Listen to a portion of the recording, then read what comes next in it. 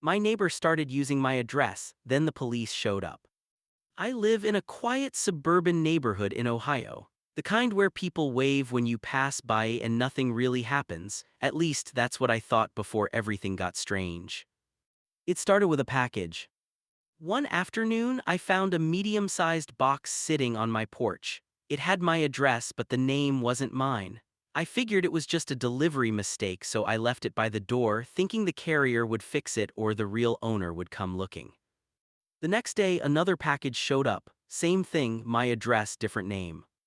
By the end of the week, I had 5 packages, all addressed to different people I had never heard of. That's when I got curious. I asked my next-door neighbor, a guy named Eric, if he had been receiving anything weird. He hesitated for a second before saying no. It felt off, but I didn't push it. A few days later, I came home early from work and noticed someone on my porch. It was Eric. He was holding one of the packages. I walked up slowly and asked what he was doing. He looked startled, like he got caught doing something he shouldn't. Then he quickly said, "Oh, I think one of these got delivered to the wrong house. I was just grabbing it." But the name on the package wasn't his either. I pointed that out and he kind of brushed it off, saying it belonged to a friend who used his address sometimes. That didn't make sense. Why would someone use my address instead? After that, I started paying closer attention. More packages kept arriving, different names every time, and every now and then I'd catch Eric hovering near my porch like he was waiting for something. So I did something I probably should have done earlier. I installed a small security camera facing the front door. What I saw made my stomach drop. Late at night, around 2 a.m., Eric walked up to my porch and picked up 2 packages. He didn't knock, he didn't leave a note, he just took them. The next morning, I confronted him again. This time, he didn't even try to deny it. He just said, "Look, it's not a big deal. I order stuff online and sometimes use different names. It's easier." Easier for what? He wouldn't explain.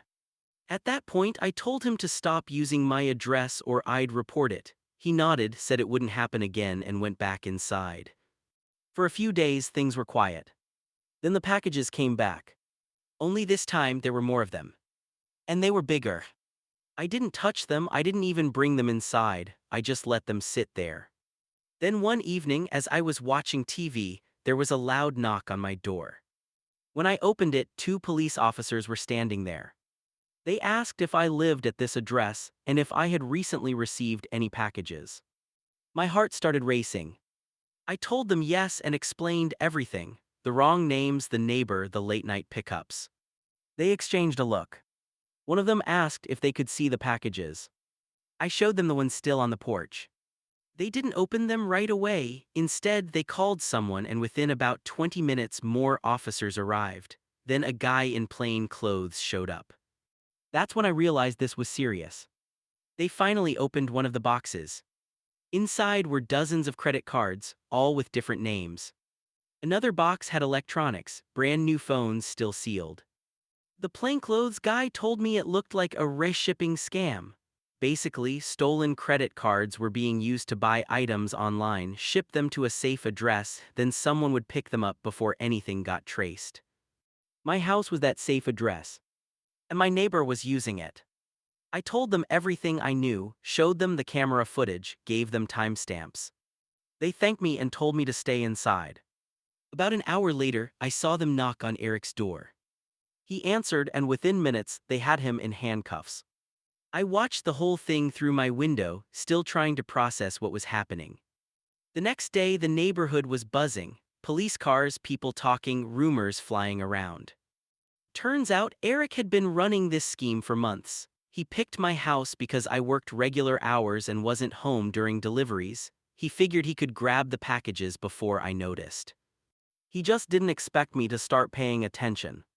What really got me was how normal he seemed. We had small talk, borrowed tools, even shared a few beers once. There was nothing about him that screamed criminal. Now every time I see a package on my porch, I double-check the name. And I installed a second camera. Because sometimes, the weirdest stories don't happen in big cities or dark alleys. They happen right next door.